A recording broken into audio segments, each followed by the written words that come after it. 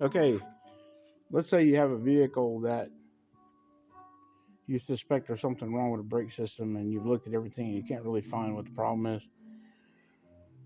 One thing you need to eliminate is that the caliper slide pins, which are here and here, are not seized.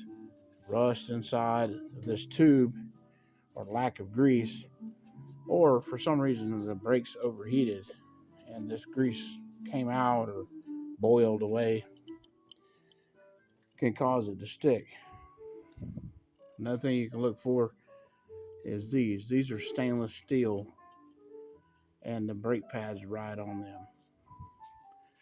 But all calipers have some sort of a caliper slide, and that allows the pistons, which on this caliper are on one side.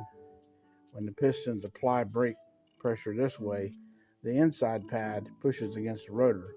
The outside pad pushes against the rotor this way, but because the caliper moves, so it grabs hold of the rotor like this.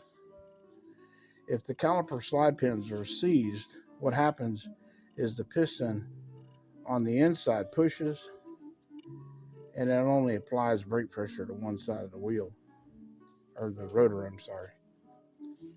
You can notice a problem by looking at the brake pads. If the brake pads are equally as thick, then the chances of these caliper slide pins being bad or seized is probably not the case.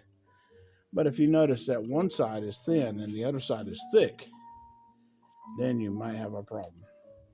One way to quickly check this without pulling the caliper off, remove the wheel, reach in the hole, and push the pistons back with something like a screwdriver or pry bar or something like that.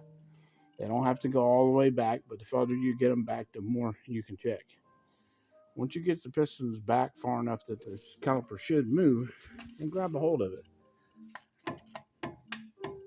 If it moves and it feels like it moves freely, then that's not the problem.